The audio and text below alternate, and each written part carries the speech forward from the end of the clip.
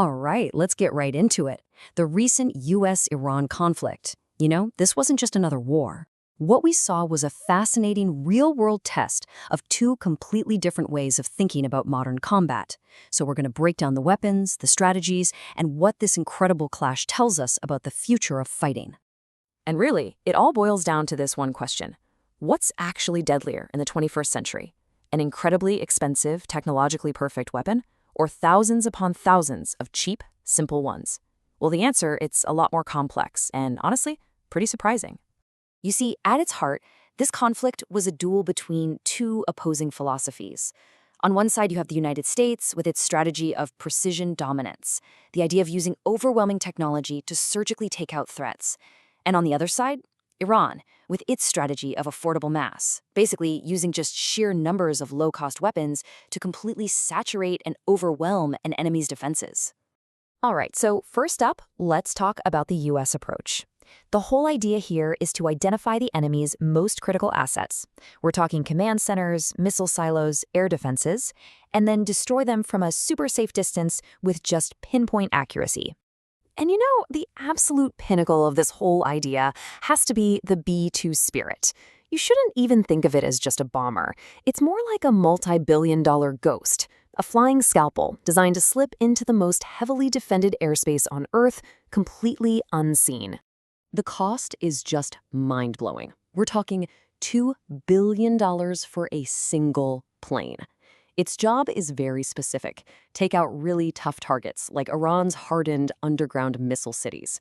This thing can fly over 6,000 miles, drop these massive bunker-busting bombs right on target, and be on its way home, sometimes before the enemy even has a clue it was there. Okay, so if the B-2 is that surgical scalpel, then you've got to think of the F-35 as the high-tech quarterback out on the field. It's a fifth-generation stealth fighter that's both a hunter and a guide for everyone else. What makes this jet so deadly is its ability to just slip past enemy radar, hunt down their air defense systems, and basically take them apart piece by piece. By taking out the enemy's eyes and ears, it literally clears a path for other, less stealthy aircraft to fly in safely. And get this, during this conflict, an Israeli F-35 actually scored the very first air-to-air kill for the jet, taking down an Iranian aircraft right over Tehran. And rounding out this high-tech trio, we have the long-range workhorse, the Tomahawk cruise missile. I mean, this thing is the textbook definition of projecting power from way, way over the horizon. You're launching these things from ships and submarines that are hundreds, sometimes even 1,000 miles away. They fly low to avoid radar and can hit critical targets without putting a single pilot in harm's way. Now, the main drawback is their cost. But that high cost, well, that's a strategic weakness in itself. And as we're about to see, that's a weakness Iran was more than ready to exploit. Okay, so now let's flip the script and look at Iran's strategy. I mean, how in the world do you fight an enemy with what looks like an unlimited budget and the most advanced tech on the planet? Well, Iran's answer is, you don't even try to match their tech, you go after their checkbook instead. And this right here is the star of that strategy. The Shahed 136 one-way attack drone. Look, it's simple, it's slow, and yet it has become one of the most disruptive weapons on the modern battlefield. It is the heart and soul of Iran's doctrine of affordable mass. And here's why it's so brilliant, in a way. The estimated cost is just $20,000 a pop. Now, compare that to the hundreds of thousands, sometimes millions of dollars, it costs to fire an interceptor missile to shoot just one of them down. See, this isn't just a military fight anymore. It's brutal economic warfare. This quote just nails the whole idea. Iran's strategy is to wage economic war. They force their enemies into a situation that's just not financially sustainable, making them burn through multi-million-dollar missiles to stop waves of what are essentially flying lawnmower engines with some explosives attached. So let's be clear. On paper, the Shahed is, well, it's not impressive. It's really slow, it doesn't carry a big warhead, and you can shoot it down with basic anti-aircraft guns. But its strengths are all strategic. It's incredibly cheap, it has a surprisingly long range, and you can launch them in huge swarms of dozens or even hundreds to just overwhelm even the best air defense systems out there. And this same thinking, this exact same philosophy applies to Iran's other big threat, its absolutely massive arsenal of ballistic missiles, which happens to be the biggest in the entire Middle East. Just like the drones, it's not about one super accurate missile hitting one specific target. No. The strategy is to fire so many of them, from the shorter range missiles to the much longer range ones, that you completely drain the enemy's limited and very expensive supply of interceptors. And to make matters worse, they're launched from these deep, hardened underground bunkers, which makes them incredibly tough to take out before they even get off the ground. Okay, but here is where the story gets really interesting. Because in modern war, effective strategies, they don't stay secret for long. They get studied, they get copied, and they create an echo across the battlefield.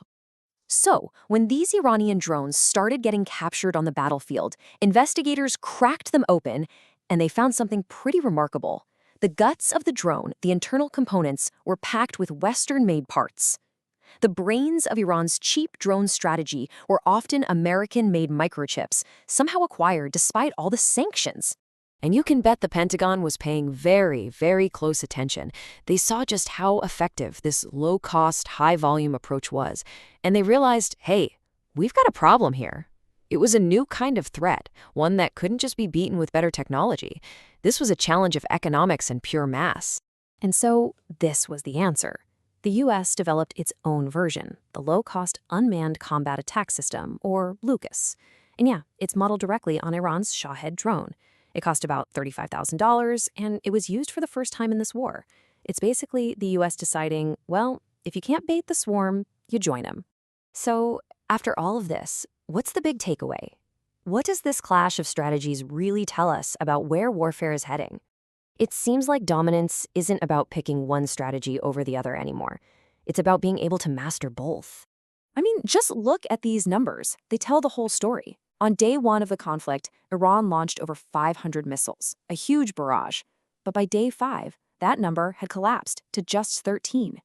This shows that, yeah, Iran's swarm strategy is a real threat, but America's high-tech, precision strike approach was devastatingly effective at finding and destroying Iran's launchers and stockpiles. It quickly degraded their ability to even fight back. But here's the thing.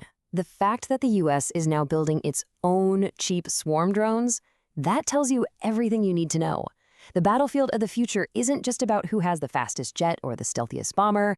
It's now just as much about economics. Concepts like cost per kill and sheer industrial capacity are becoming every bit as important as technological superiority. And that leaves us with this one final, kind of provocative thought.